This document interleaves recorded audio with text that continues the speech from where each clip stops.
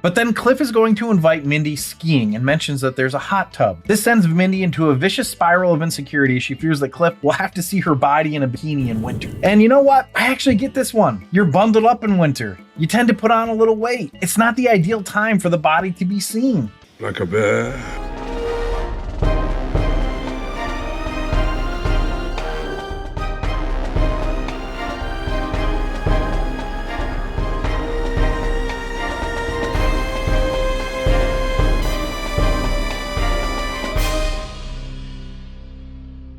Welcome back to another episode of The Rank. I'm John, and today we're going to be ranking the next episode of the Mindy Project. Now, before we get started, I just want to give an agenda to anybody who's new to the show or for some reason doesn't remember how this works. We start off with the potent notables, which are just a couple interesting facts or tidbits that we found out about the episode or series. Then we go into the episode overview, which is just me talking about what happened to the episode. Then we do the rank, the namesake of the show, where I rank the episode in 5 categories. And the premise of all this is just to figure out what is the best sitcom of all time. So we're taking sitcoms. We rank every single episode. The average ranking for those episodes gives us the ranking for the series. Now, if you're enjoying these episodes, or if you're just a fan of the Mindy Project and enjoy consuming content about it, please consider subscribing and or following. Like the episode, comment. You can send us an email at info@therankpodcast with questions or suggestions or whatever. I will respond. If you super duper like it, please consider becoming a patron on our Patreon site at patreon.com/therankpodcast. Now, today, we're ranking the 12th episode of the second season of the Mindy Project called Danny Castellano is My Personal Trainer. Written by Charlie Grandy and directed by Rob Schraub. Now, just so you know, for any of the sitcoms that we're ranking that are out and available, the entire series is out, there will be spoilers, so there's your spoiler alert. Spoilers ahead. All right, so let's get started here with the potent notables. Potent notables. So the 12th episode of the second season aired Tuesday, January 7th, 2014. Thankfully, Mindy is back up to 2.6 million viewers from the low 2.3 million that it was last episode. It remains the weakest show on Fox's Tuesday lineup, but interestingly, New Girl seems to have fallen off. The 8 o'clock show Dads was actually the highest, and then Brooklyn Nine-Nine at 8:30. So while it's not a super strong lead-in, Mindy was still 600,000 short of New Girl, which is not good. As for competition, I've got viewership numbers for a lot of different shows this week, which I am almost definitely more excited about than you are. You got that right. Sorry. So I'm going to temper myself here and focus on the broadcast competition. NBC and ABC didn't do great, with NBC getting 5.5 million viewers from The Big Loser and ABC getting 3.8 with Trophy Wife. There was a Supernatural rerun on the CW, which only had 900,000. And I know what you're all thinking. Everyone in the time slot got beat by NCIS Los Angeles, just like always. Well, you'd be wrong, because they had some new show on the time slot having its debut called Intelligence, which got 16.5 million viewers. Naturally, NCIS won the night with 20.8 million viewers. CBS has really just been kicking everyone's ass for years at this point, haven't they? I don't understand it, but you know, whatever. So there aren't a ton of potent notables for this one, so let's look at the series in general. Mindy had her eyes set on Chris Messina from the beginning, apparently. The role of Danny was written for Chris Messina, who Kaling knew through John Krasinski. Kaling has said she, quote, finds him so watchable. One of the highlights of this whole process is working with him. He's like an old-fashioned movie star, so appealing and masculine, end quote. Okay. She also wanted Ike Barinholtz to be on the show from the beginning as well. He auditioned for the part of Danny. He was then hired as a writer before his character Morgan came to be. He said that when Kaling met him, she instantly told him that she wanted him to be on the show. Barinholtz figured it would be a part like the kindly janitor you would see every 5th episode. It turned out Kaling had a scene written for him on the first day. He jumped right in without having to audition for Morgan. So there you go. Those are the potent notables. I actually think those two I've done before, but since those are archived episodes, there you go. But let's go on to the episode overview. So we open the episode with Mindy in the throes of new relationship bliss, which for her is going through Cliff's medicine cabinet and then calling him crazy when she finds Prilosec, which she mistakes for Prozac. So that whole thing was really fucked up. I kind of find it hard to believe that Cliff would even still keep dating her after that crazy bullshit. For one thing, fuck off with going through my medicine cabinet.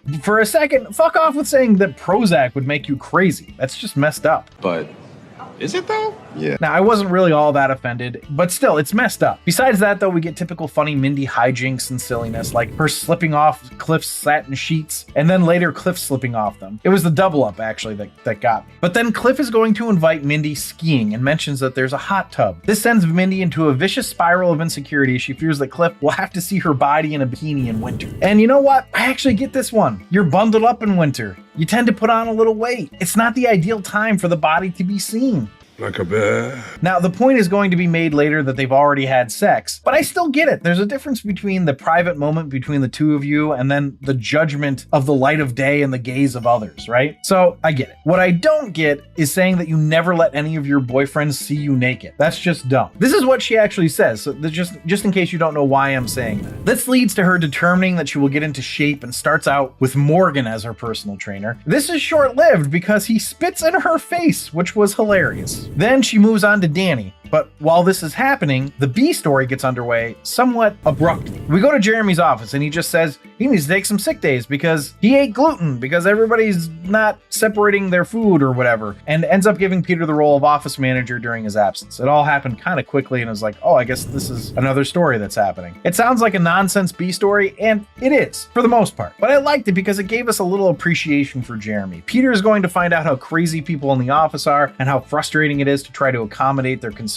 and needs, or just the wild things that happen in this building. Like, for instance, the window always being closed in the break room because an owl will fly in if you open it. I mean, that's pretty wild. But like I said, this gives Peter and the audience, for that matter, a greater appreciation for Jeremy's stress. Of course, while Peter is starting to stress snack, Mindy is working out with Danny. It's typical workout sitcom stuff and it was funny, but it does lead to Danny seeing Mindy naked. Not once, but twice. But here's what really dropped my jaw. Danny decides that he should give Mindy advice about her body. Now, all of what he says when she eventually lets him actually say it is actually really sweet, especially the part when he says, "You're a woman, be a woman." I liked that. What I was surprised by was Danny telling her that she should not be bald down there because it looks like a 9-year-old and she should grow some hair out. I mean, were we learning something about Mindy Kaling here? Was it just for the joke? It just felt very personal. Anyway, that's pretty much how we end the episode, and I can only assume that Cliff won't be super happy when he hears the story. But before we find out Cliff's reaction, let's go to the ranking.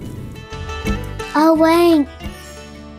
So the rank is where I rank the episode based on 5 categories: story, acting, dialogue, episode coherence, and character relatability. I rank it on a scale of 1 to 5, 1 being the worst, 5 being the best. And then we have a laugh counter where I tally up the amount of times that the episode made me laugh out loud. 1 point per laugh out loud gets added to the score. And then that's how we get our total ranking. Now, before I dive in, if you're enjoying this episode, please leave a like. It really does help us out and helps the show grow. So the first category is story, which I gave a 4. Once again, with Mindy, there's not much of a story, but it's good enough for a sitcom episode. That doesn't really sound like a 4, I know, but the story of someone feeling insecure about how they look in a new relationship is a quite relatable one, and there was a decent arc to this, with the added bonus of giving us some building of the romantic tension between Danny and Mindy. So now it sounds like a 4, right? Anyway, let's go to acting, which I gave a 4.75. I thought everyone was great in this. I didn't go full 5 because Mindy felt a little off at times, not a ton, but enough not to be perfect. Adam Lally was great. He's been such a fun addition to this show, and I know I've said that before, but he's great. So let's go to dialogue, which I gave a 4.5. Another really funny episode. The writing on this is always clever. I know it's not a super in-depth analysis, but it's really good. So let's go to episode coherence, which I gave a 4.25. I thought it cohered pretty well. I like that they actually gave us a reason for Jeremy to be stress eating. I still think the fat storyline is dumb, but at least it's a little more relatable now. I do think it's a little odd that Mindy would have either Morgan or Danny be her personal trainer, but you know, I'm good with it. So let's go to character relatability, which I gave a 4.75. I thought this was a really relatable episode. Mindy's insecurity was a little too exaggerated with the never letting a boyfriend see her naked during sex thing. I mean, that's just absurd, right?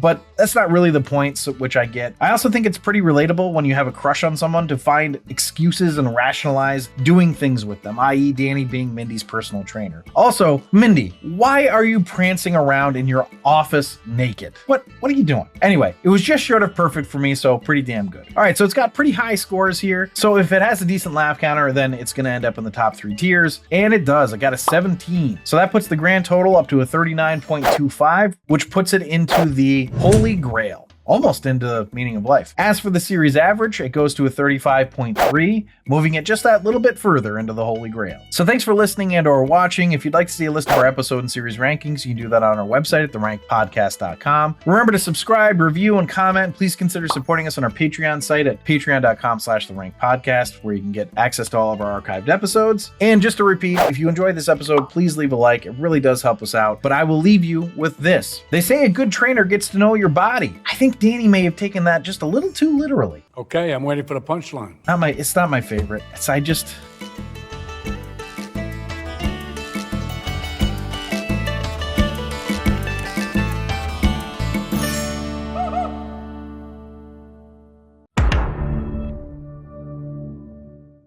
And I know what you're all thinking. Oh, do you now? Yes.